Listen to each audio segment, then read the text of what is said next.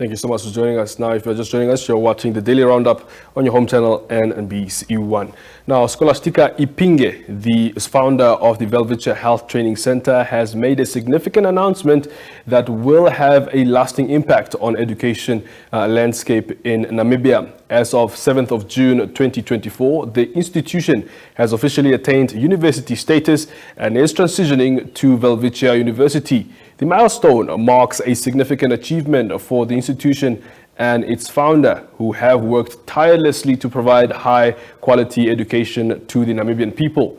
In this interview, we will be discussing the journey of the Welwitchia Health Training Centre and the challenges faced and the future plans for the Welwitchia University. I am joined in studio by the two co-founders, Monika Pendukeni and Scholastika Iipinge, to join us to discuss this topic. A very good evening to you both. Thank you so much for joining us. Good evening.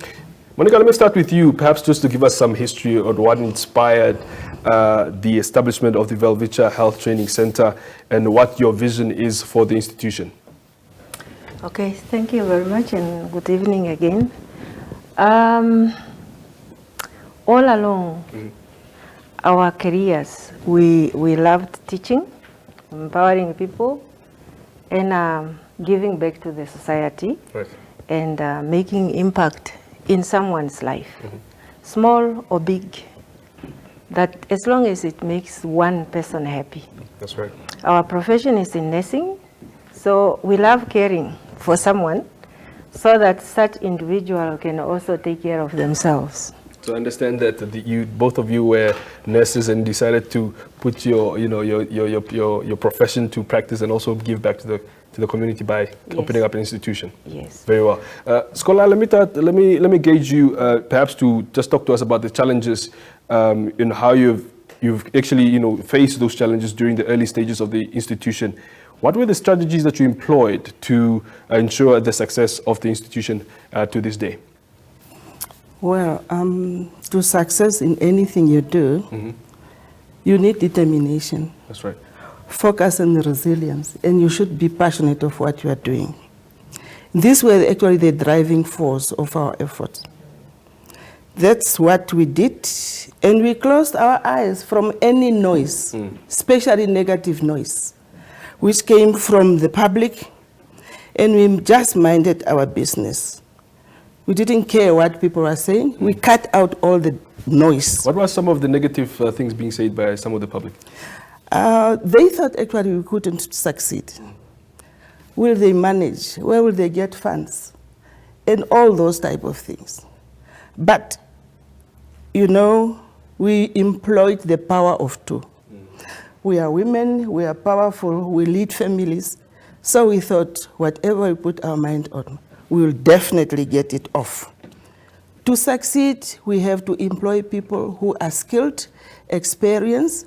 We rely on our own strength, our families, and all those friends who believed in us. So through that, we really made this journey, and the family and friends were the biggest pillar which supported us in the journey. Very well, very powerful indeed.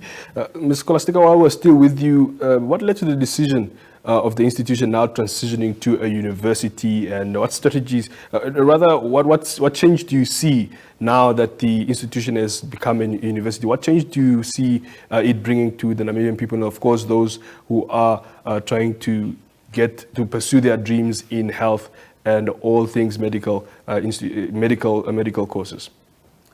In fact, when we started, we were not actually health training center. Yeah. This was given by some officers who thought we cannot do it. So when we registered our company, it was actually Welwitchia University. And we were actually putting up a battle. We thought we are not going to win this. Let's go along and let's just work tirelessly and in silence until such time they can actually be convinced. The benefits are big, and there are many when we actually transition. Because in the first place, we are bringing the education to the people. Mind you, we have only 2 universities, public university, and 1 private. Now we have 4 universities in the country. So with us, our strategy was actually to go to all the regions, most regions. So far, we have 9 campuses. We are actually spreading the access to education to the Namibian child.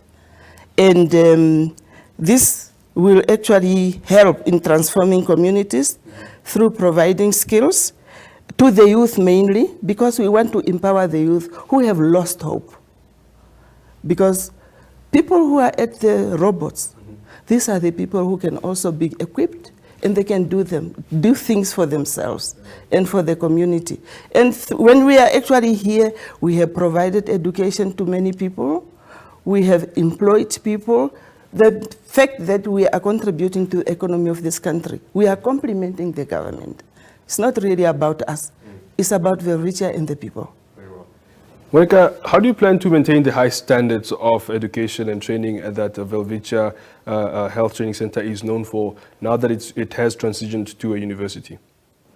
Well, Welwitchia University will always be guided by the guidelines and the regulations of this country. All the regulatory framework as specified by the regulatory bodies and locally and internationally.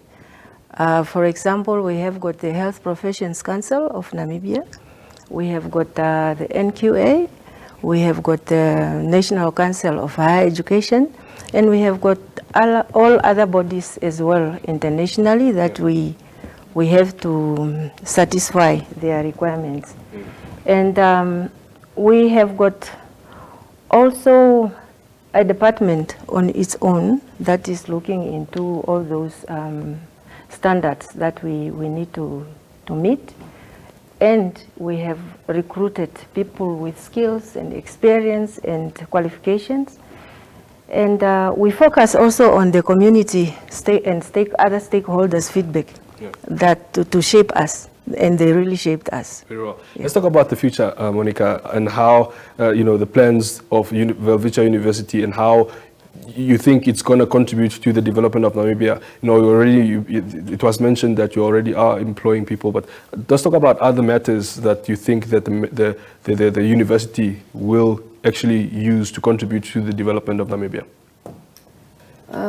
Like Prof. Ipinge have said, our plan is really to focus on taking the youth out of the streets and make them feel useful into the society so that they will be able to do something.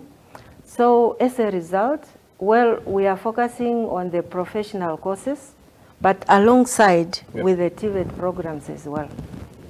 Very well. We would like the youth to have that confidence to do things with their own hands, the things that they can look at and say, yes, I made it myself.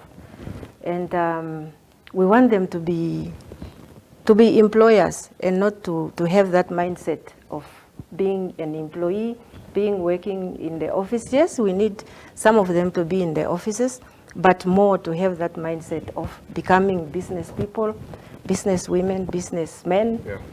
And yes, that is what we are focusing on. And we are also aligning ourselves to looking at the needs in the country as well.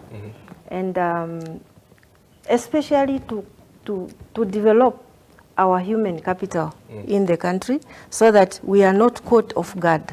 For example, if I give an example of this oil and gas. That's right. A lot of skills, the experts are coming from outside. But if we could have prepared ourselves before, we could have our youth already taking up that space. And that is what we are preparing ourselves for. That is what we are planning to do in future. And Namibia, if you look at Namibia, Namibia is a trade country where people come and do their trading. That's right. So we want to align them with our local content to fit in that space more for the youth. Our passion is the youth. Because if you don't have them prepared, trained, then you don't have a future. Very well. Well, thank you so much to you both, and congratulations for the transition. We wish you, the institution, of course, all the best, of course, for its future endeavors. Thank you so much, Monika and Scholastika. Okay. Thank you so much. Right, that was the co-founders, Monika, Pendukeni, and Scholastika Iipinge, talking to us about the Welwitchia Health Training Centre's transition now to a university. We have more interviews coming your way right here on the Daily Roundup. Don't go away.